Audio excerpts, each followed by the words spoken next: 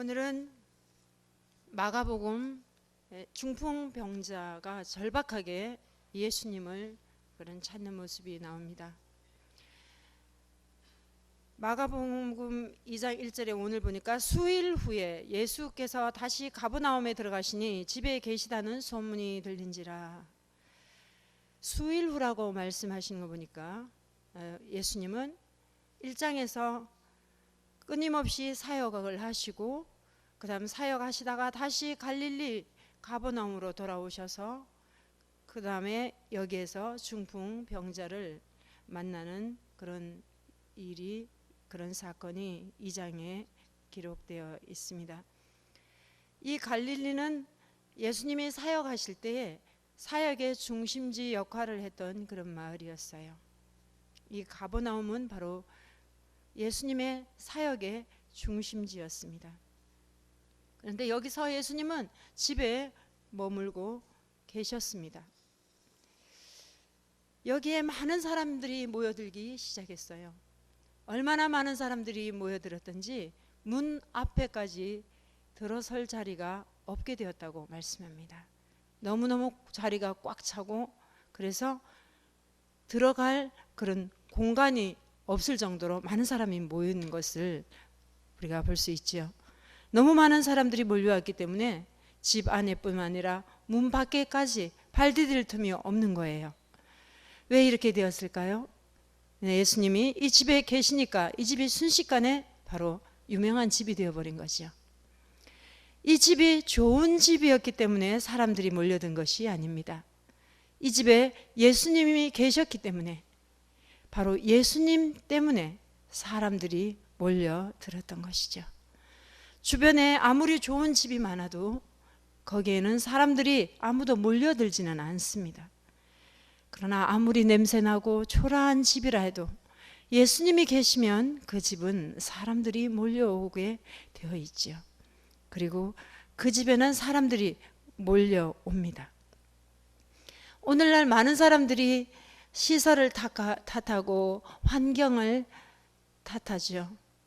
또 오늘날 많은 교회들을 보고 이것 때문에 안 되고 저것 때문에 안 된다, 그래서 안 된다, 이런 말을 참 많이 합니다. 그래서 시설이 안 좋아, 환경이 나빠 이러면서 자꾸 안 된다 안 된다 그런 말들을 많이 하죠. 그러나 정말 중요한 것은 여기에 예수님이 계시냐 안 계시냐, 그것이 바로 중요합니다. 화려한 시설에 웅장한 예배가 없어도 그곳에 예수님이 계시고 예수님을 만날 수 있다면 거기에 참된 교회가 있는 것입니다. 예수님은 여기에서 무엇을 하고 계셨습니까? 이 집에서. 지금 오늘 이 집에서 예수님은 여기 그들에게 도를 말씀하시더니 이렇게 말씀이 나옵니다. 여기에 도라는 단어는 로고스, 바로 말씀을 의미합니다. 하나님의 나라가 가까웠고 회개하고 복음을 믿어야 한다는 그 생명의 복음을 바로 의미하는 거죠. 예수님은 자기를 보러 온 사람들에게 이처럼 생명의 복음을 이 시간에도 이 집에서 전하고 계셨어요. 왜 그랬을까요? 바로 예수님 자신이 로고스이기 때문이죠. 즉 말씀이기 때문입니다. 태초에 말씀으로 계셨고 지금 그 말씀이 육신이 되어 오신 그분이 바로 예수님이기 때문이죠. 그래서 여기에서 말씀으로 번역된 것이 바로 로고스, 말씀입니다. 그래서 우리는 말씀을 듣는 것이 바로 예수님을 만나는 거예요. 왜냐하면 예수님이 자신을 말씀이라고 말씀하셨기 때문이죠. 그래서 우리는 말씀을 볼 때도 예수님을 보는 것이고 말씀을 볼 때도 바로 예수님을 만나는 거예요. 예수님이 곧 말씀이기 때문이죠. 오늘 2장 3절에 보면 사람들이 한 중풍병자를 4사람이 메워가지고 예수께로 올세 이렇게 말씀하고 있습니다. 그때 사람들이 한 중풍병자를 4사람이 메워가지고 예수께로 왔습니다. 중풍병자는 여러분 잘 아시다시피 뇌출혈과 같은 그런 증상이죠. 그래서 몸의 일부분을 혹은 전신을 움직일 수 없는 그런 상태에 있는 사람을 의미하지요. 그런데 오늘 본문의 이 사람도 전혀 움직일 수 없는 그런 중풍병자였어요.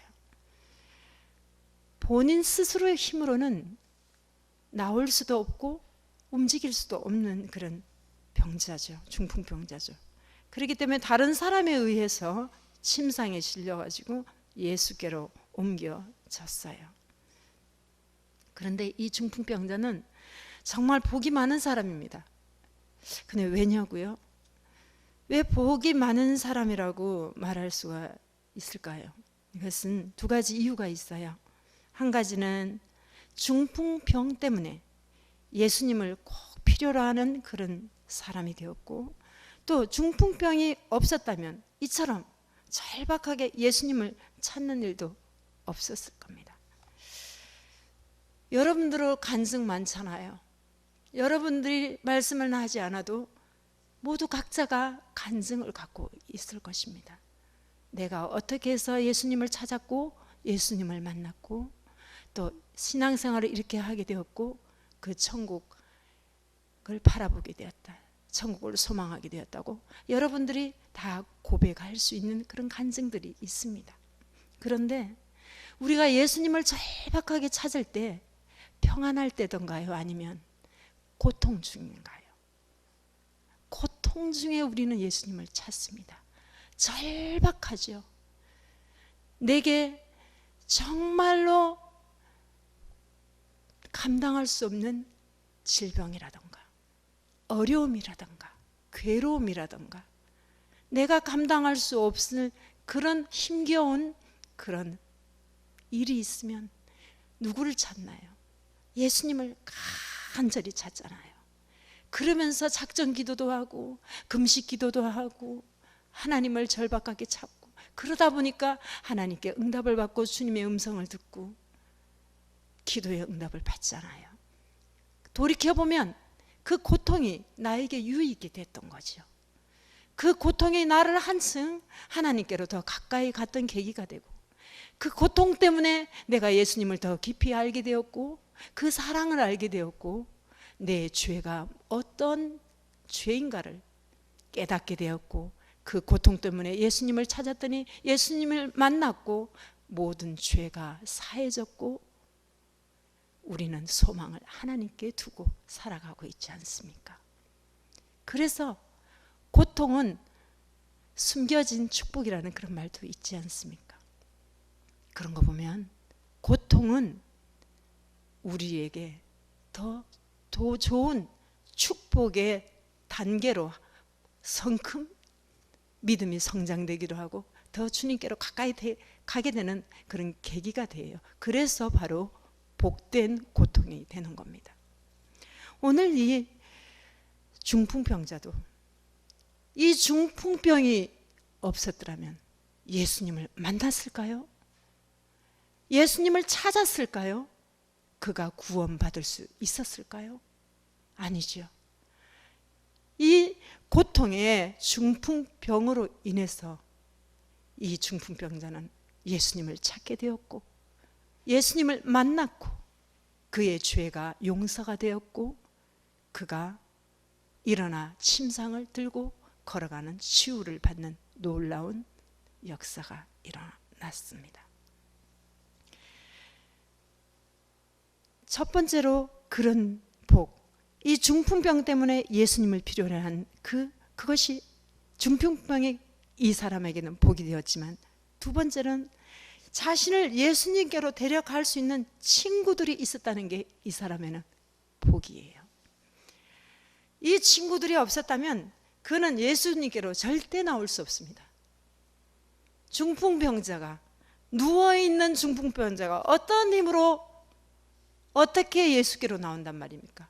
더군다나 그 소문이 퍼져서 예수님이 가시는 곳곳에는 물밀듯이 사람들이 몰려들고 문 밖에도 지금 꽉꽉 차서 전혀 들어가지고 성한 사람도 들어가지 못하는데 어떻게 중풍병자가 이곳에 들어가겠습니까? 그러나 그에게는 친구들이 있었던 거예요. 믿음의 친구들. 참 중요합니다, 여러분. 친구가 정말 중요합니다. 동역자가 중요합니다. 함께 하는 사람들이 참으로 중요합니다. 이 사람은 중풍병이 있었기 때문에 예수님을 찾게 되었고, 또 진정한 믿음의 친구들이 있었기 때문에 예수님을 만날 수 있었습니다.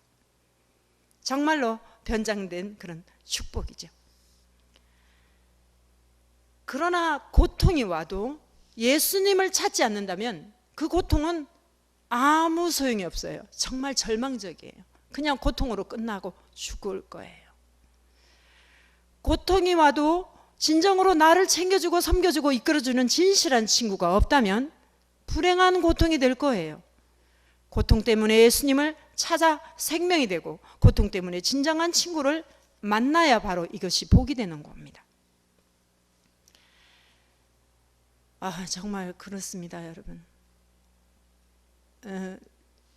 저도 뭐 크게 그렇게 어르신들이 많이 계시는데 뭐 많이 이렇게 경험하지 못했지만, 우리 목사님 또 우리 사모님 뭐 신방 많이 저도 따라다니잖아요. 그렇게 보면은 참 목사님은 어떻게 해서든지 그 영혼에게 정말 간절한 마음으로 다급한 사람들에 가면은 그 마음 아파하시고 복음을 전하시고, 참 그 영혼을 어떻게 하시든지 그냥 위로해 주시려고 많은 애를 쓰는 것을 그렇게 볼 수가 있어요. 그런데 그 어려움과 그 고통 중에서도 하나님을 찾는 사람이 있고, 벽에다가 얘기하는 것 정도로 마음이 안 움직이는 사람도 있어요. 그 고통 중에서도 너무나 절박하고 예수님밖에 답이 없는데도 불구하고 그런 사람도 있단 말이에요. 참으로 예수 그리스도 앞에 나가야 문제가 해결받고, 죄가 사함을 받고, 고통이 소망과 희망과 기쁨으로 변할 수가 있습니다. 교만 때문이죠. 정말 그분이 계실까? 하나님이 계실까? 이런 의심 때문이에요. 그런 의심조차도 제거하고 주 앞으로 나가게 되는 것은 바로 예수님이 우리 마음까지도 다스려 주셔야 된다는 것을 말씀드리고 싶습니다. 그조차도 우리에게는 그런 힘이 없는 거예요. 하나님만이 우리의 마음을 움직여 주셔야 되고, 그분께서 우리의 마음을 만져주셔야 우리가 마음을 열 수가 있다는 것을 정말 깨닫는 적이 참 많이 있습니다. 우리의 모임에는 참으로 문제와 고통이 많은 사람들이 함께 모여요. 우리 교회에서도 그렇죠. 오늘날 많은 교회, 큰 교회, 작은 교회, 개척교회 할 것 없이 문제와 고통이 많이 사람들이 모이는 곳이 바로 교회입니다. 그래서 우리는 모임이 너무너무 중요합니다. 공동체가 너무 중요하고, 함께하는 지체들이 너무 중요하고, 동역자들이 너무 중요해요. 여러분, 구역 예배가 왜 중요할까요? 구역 예배가 왜 소중할까요? 그 작은 공동체와 그 모임에서 아픔을 나누고 함께 기도하고, 어려웠고 시험 닥쳤을 때 옆에서 도와주고 기도해주고 힘이 되어주기 때문이에요. 구역 예배가, 구역 공동체가, 우리 모이는 남전도 여전도회, 그리고 우리가 곳곳에서 모이는 작은 그런 모임들이 왜 중요할까요? 그곳에는 말씀이 있고 기도가 있고 함께하는 공동체 형제 자매들이 있기 때문입니다. 그래서 소그룹이 너무 중요해요. 우리는 이 소그룹을 우리가 무시해서는 안 돼요. 이 소그룹 속에서 우리가 예수님을 만나고 그분의 사랑을 느끼고 그분의 사랑을 나누고 함께하는 친구가 있고, 기도 제목을 내놓고 서로 공유하고 서로 아껴주고 사랑으로 보듬어갈 수가 있기 때문입니다. 그래서 이 소그룹 안에서는 중요해요. 그래서 구역장님도 너무 중요합니다, 여러분. 진정한 친구가 바로 그 소그룹 안에 있어요. 진정한 그런 기도의 동역자가 소그룹 안에 있습니다. 여기에 보면은 무리들 때문에 예수께 데려갈 수 없으므로 그 계신 곳에 지붕을 뜯어 구멍을 내고 중풍병자가 누운 상을 달아내리니, 누가 이렇게 할 수 있어요, 여러분? 누가 이렇게 할 수 있습니까? 친구가 그렇게 중풍으로 누워 있는데 너무나 안타까웠어. 이 친구를 4명이서 데리고 가서 들것에 데리고 가서 갔더니 다 길이 막히고 도저히 들어갈 수 없단 말이에요. 그런데 이 친구들은 거기를 포기하지 않았어요. 절망하지 않았어요. 야, 가자, 안 되겠다. 중단하지 않았어요. 아이고, 오늘은 안 되겠다, 다음에 미루지 하지도 않았어요. 이들은 어떻게 해요? 다시 방법을 찾아냅니다. 저쪽으로 가서 옥상에 올라가자. 그리고 지붕을 뜯자. 그 당시 가옥은 옥상으로 되어 있고 진흙으로 이렇게 되어 있어서 뜯어내면은 아마 흙도 진흙이 막 떨어졌을 거예요.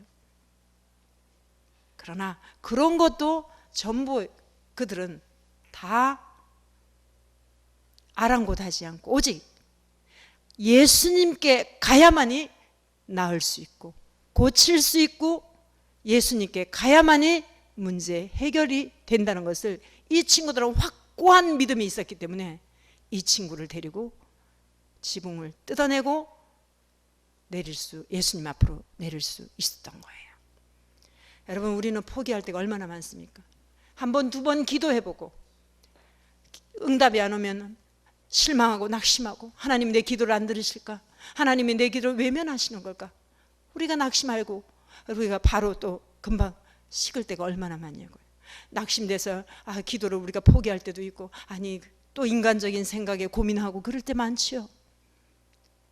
그러나 이 친구들을 보면 포기하지 않고 중단하지도 않고 그들은 예수님께만 답이 있다. 예수님께 가야 한다. 예수님께 가면 고칠 수 있어. 예수님께 가야만 해 하는 그 한 가지 믿음 가지고, 예수를 바라보는 그 믿음과 확신을 가지고 그들은 이 친구를 데리고 그 지붕을 뚫고 예수님께로 친구를 내려보낸 거예요. 가족들도 힘들어할 수도 있는 문제예요. 그러나 이 친구들은 예수님께로 데려갔습니다. 이 영혼을 반드시 예수님께로 데려가야 한다. 그 절박함이 있었던 겁니다. 여러분, 우리는 이 정도 되면은 정말 포기할 수도 있고 상처가 될 수도 있어요, 우리 마음에. 그러나 정말 모든 걸 왜 때려치고 싶잖아요.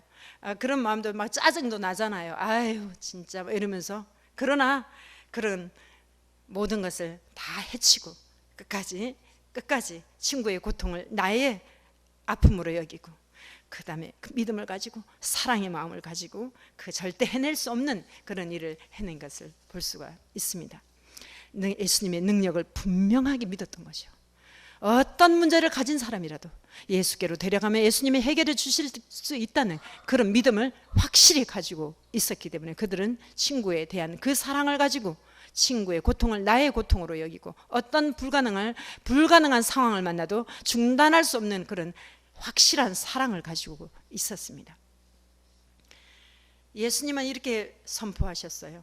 작은 자야, 내 죄 사함을 받았느니라. 작은 자야, 내 죄 사함을 받았느니라. 먼저 죄를 용서했다는 것을 선포하고 계세요. 우리 문제들은 어떻게 보면 죄의 문제들이에요. 병, 이런 문제들도, 아픔, 이런 문제들도 있지만 근본적인 문제는 죄의 문제들이에요. 예수님께서는 작은 자야, 내 죄 사함을 받았느니라. 여기에서 작은 자야 라고 말씀하신 것은 이 번역된 이 단어 문자적으로는 자녀, 테크논이라는 그런 뜻이에요. 성경에서 이 단어는 자신을 따르는 자를 가리킬 때 자주 사용하는 그런 표현입니다. 즉 자녀야, 아들아, 작은 자야, 아들아, 자녀야, 내 죄의 사함을 받았느니라 선포해 주셨습니다. 얼마나 귀한 선포입니까, 여러분? 죄 사함을 받았으면 구원입니다. 그의 영혼은 지옥이 아니라 천국에 갈 수 있는 구원을 얻은 것입니다. 이것을 주님께서는 죄의 문제를 먼저 용서해 주는 사함을 받았느니라 선포하시고, 그 다음에 일어나 내 상을 들고 일어나 가라, 집으로 가라 그러죠. 육신의 병도 치료해 주셨습니다. 예수님을 만나면 질병이 고침받는 정도에서 끝나지 않는다는 거예요. 예수님을 만나면 영혼이 구원받고 새 사람이 됩니다. 예수님은 질병만 고치고 끝내시는 분이 아니에요. 우리의 죄 문제를 해결하신 참된 구원자가 되신다는 것입니다. 그래서 오늘 예수님이 병을 고쳐주시기 전에 먼저 내 죄 사함을 받았느니라 그렇게 말씀하고 있습니다. 예수님이 죄를 사할 수 있는 분이기 때문이죠. 감히 우리 인간과 인간이 내 죄 사함을 받았느니라 할 수가 있습니까? 우리 죄를 용서하실 분, 우리 죄를 사하실 그분은 오직 권세를 가지신 성자 하나님이심을 보여주시기 위함이죠. 예수님만이 우리 죄를 용서하실 수가 있습니다. 오늘 이 내 친구들, 이 중풍병자를 예수께로 데려가야 할 분명한 이유와 목적이 있었습니다. 무엇이죠? 우리가 살펴본 대로 그들은 예수님의 능력을 분명하게 믿었고 친구의 고통을 나의 아픔으로 여기는 사랑이 있었고, 그래서 그들은 그 사랑 가지고 끝까지 포기하지 않고 예수께로 나아갔고 결국 기적을 경험할 수 있었던 것이에요. 그들은 그들의 이런 믿음을 보시고 예수님은 중풍병자에게 작은 자야, 아들아, 자녀야, 내 죄 사함을 받았느니라고 말씀하셨고, 예수님은 그들의 믿음을 보시고 그 환자의 질병만 고쳐주신 것이 아니라 영혼의 죄 문제까지 해결해 주신 것입니다. 고통 때문에, 아픔 때문에 예수님을 찾았는데 고통 때문에 참된 생명을 얻는 역사가 일어난 것이에요. 오늘 말씀은 절박하게 예수님을 찾는 사람들을 보여줍니다. 세상에는 이처럼 절박한 심정으로 예수님을 만나야 할 사람들이 정말 많이 있습니다. 우리 가족도, 우리 주변 사람들도. 이런 사람들에게 참된 예수를 보여주기 위해 우리는 항상 참된 말씀이 선포되는 곳으로 나와야 합니다. 교회에 나와야 되고 예배에 참여해서 하나님께 예배 드려야 되고, 그리고 소그룹, 작은 그룹에 소홀히 하지 않고 잘 참여해야 됩니다. 진리의 말씀이 분명하게 선포될 때에 분명한 예수가 그들에게 전해지기 때문이에요. 사랑하는 여러분, 그 고통 때문에 그 중풍병자 참된 가족이 되었죠. 예수 안에서 천국의 가족이 된 거예요. 그렇다면 우리에게 고통이 있다는 것은 정말 축복일 수가 있습니다. 그렇죠? 지금은 당장 감당하기 어렵지만 어떤 문제들을 여러분 갖고 있어요? 자녀 문제인가요? 아니면 물질의 문제인가요? 아니면 죄의 문제예요? 아니면 어떤 문제를 여러분 갖고 있습니까? 예수님을 찾으세요. 만나 주십니다. 예수님을 찾는, 간절하게 절박하게 찾는 그 사람에게는 예수님이 꼭 만나 주십니다. 우리에게 믿음이 없기 때문이에요. 믿음을 가지고 예수님을 만나면 반드시 이 문제를 하나님께서 해결해 주실 줄로 믿고, 그 문제 때문에, 정말로 작은 문제 때문에, 물질의 문제, 어떤 문제 때문에 하나님께 나아갔더니 하나님께서 먼저 우리 죄의 문제 먼저 우리를 만져주시고 고쳐주시고 죄의 문제 용서해 주시고, 그 다음에 하나님께서 질병의 문제까지도 해결해 주시는 것을 우리 말씀을 통해서 봤지 않습니까? 여러분, 이 말씀이 우리에게 얼마나 위로가 됩니까? 얼마나 우리에게 희망이 되고 소망이 됩니까? 우리는 나사로도 다시 살아났지만 결국은 그도 죽습니다.